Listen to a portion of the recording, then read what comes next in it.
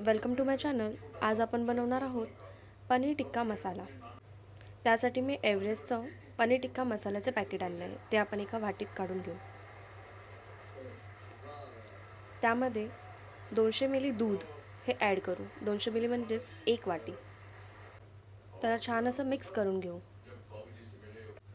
त्यानंतर पनीरचे तुकडे करून घेऊ आणि ते तव्यावर तेलामध्ये शॅलो फ्राय करून घेऊ। हे बघा असे।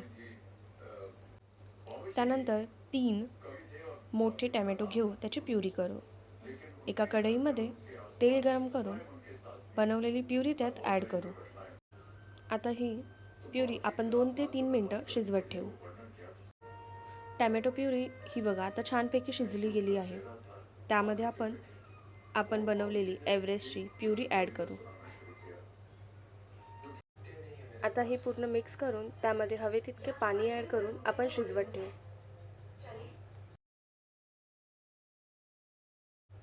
अशी छान उकळी आली आहे, त्यामध्ये पनीरचे पीसेस ॲड करू आणि अमूल क्रीम देखील मी ॲड केलेली आहे आणि वरती कोथिंबीरने गार्निश करू। रेडी आहे आपली पनीर टिक्का मसाला। थँक्यू।